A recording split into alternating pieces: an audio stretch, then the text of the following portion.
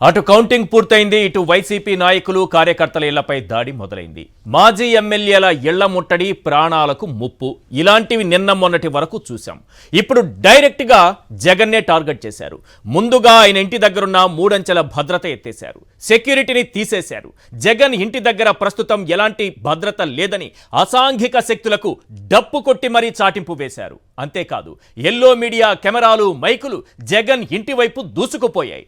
జగన్పై, ఆయన ఇంటిపై ఎలా దాడి చేయొచ్చో ఒక మాక్ డ్రిల్ చేసి చూపించారు. ఏ మార్గాల గుండా వెళ్ళొచ్చో, ఏ విధంగా దాడి చేయొచ్చో తమ మీడియాల్లో స్పష్టంగా చూపించారు. పైగా ఇకపై జగన్కు కేవలం ఒక సాధారణ ఎమ్మెల్యేకు ఉన్న భద్రతే ఉంటుందంటూ రాసుకొచ్చారు. జగన్కు ఎలాంటి భద్రత ఇవ్వాలి, ఉన్న భద్రతను తొలగించాలా లేదా మొత్తం వాళ్లే డిసైడ్ చేసేశారు. ప్రస్తుతం సొంతంగా ప్రైవేటు సెక్యూరిటీని నియమించుకుంటే దాన్ని హేళన చేస్తున్నారు. గతంలో విశాఖ ఎయిర్పోర్టులో ఆయనపై కత్తితో దాడి చేస్తే కోడి కత్తి అంటూ హేళన చేశారు.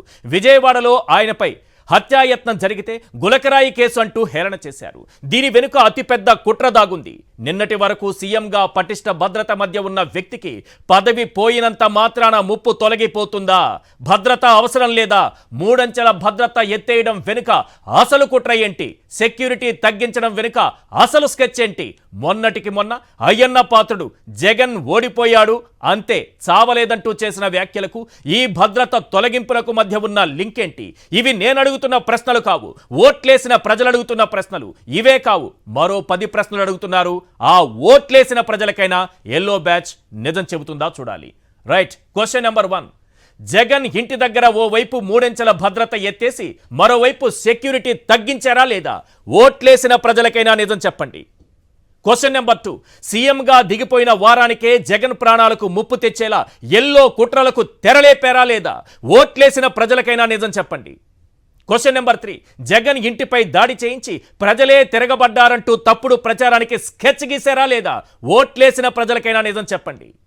Question number 4. కేవలం ఒక ఎమ్మెల్యేకున్న భద్రతే ఉంటుందంటూ స్టేట్మెంట్లు ఇస్తున్నారా లేదా? ఓట్లేసిన ప్రజలకైనా నిజం చెప్పండి. Question number 5. నాడు ప్రతిపక్ష నేతగా ఉన్న జగన్పై ఎయిర్పోర్టులో కత్తితో దాడి చేయించారా లేదా? ఓట్లేసిన ప్రజలకైనా నిజం చెప్పండి.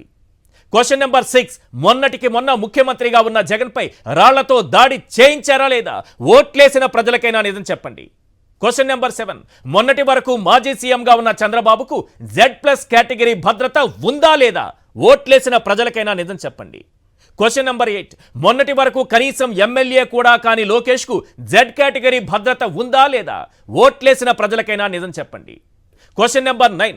నాడు టీడీపీ పాలనలో Z+ భద్రత ఉన్న అమిత్ షాపై అలిపిరిలో రాళ్ల దాడి చేయించారా లేదా? ఓట్లేసిన ప్రజలకైనా నిజం చెప్పండి. Question number 10. జగన్ భద్రతకు ముప్పు తెచ్చేలా అయ్యన్న పాత్రుడు కుట్రపూరిత వ్యాఖ్యలు చేశాడా లేదా?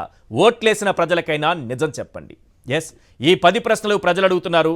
వాటికి సమాధానం చెప్పాల్సినటువంటి అవసరం ఉంది.